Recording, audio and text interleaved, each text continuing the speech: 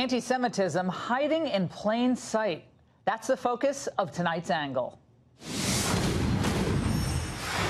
During the next several months, we at the Ingraham Angle are going to devote a significant amount of time unpacking the most important political and cultural stories of the day. Our aim is that these investigations help you better understand the people and facts behind critical challenges facing you, your family, and our country. Tonight, we examine the pernicious influence in American politics of this woman, Linda Sarsour, a woman described by the New York Times very affectionately as a homegirl in a hijab.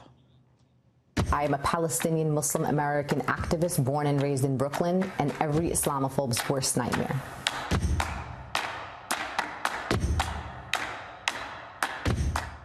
Sponsored by Mercedes. Well, she is a nightmare, period. A relentless self-promoter, she represents so much that is hideous. Now, check out this attack on the Trump administration where Sarsour actually invokes jihad. I hope that when we stand up to those who oppress our communities, that Allah accepts from us that as a form of jihad, that we are struggling against tyrants and rulers, not only abroad in the Middle East or in the other side of the world, but here in these United States of America, where you have fascists and white supremacists and Islamophobes reigning in the White House. Reigning in the White House. She's also extremely subtle. Now, as the co-founder of the anti-Trump Women's March in January 2017, Sarsour became a near-constant fixture in the media, spewing her hate and her lies everywhere. Now, wherever there's a camera, you'll find her trying to hog it, as she did in the Kavanaugh confirmation fight even. We are about to march.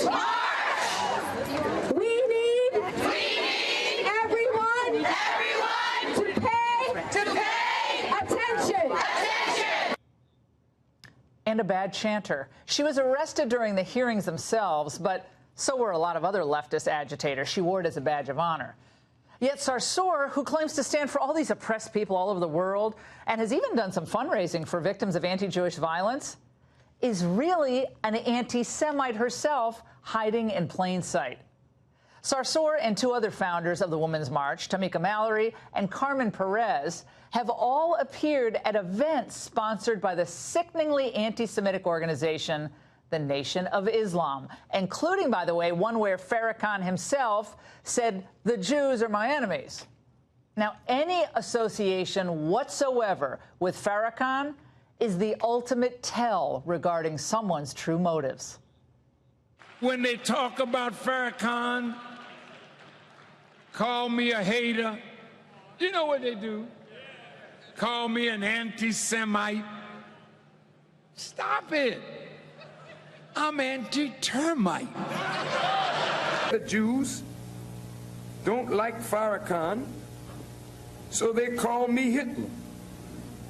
Well, that's a good name. Hitler was a very great man. And Farrakhan, by God's grace, has pulled the cover off of that satanic Jew.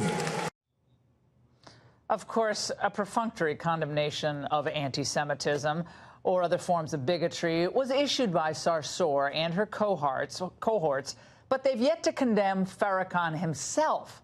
Last spring, the Women's March organization cited the difficult and often painful work of intersectional movement building, hence why they had to work with him. And instead of a strong, unequivocal condemnation of the Nation of Islam founder, they wrote, "Minister Farrakhan's statements about the Jewish, queer, and trans people are not aligned with the Women's March unity principles." Oh, that's tough. But now, to quote another well-known anti-Semite, the chickens are coming home to roost.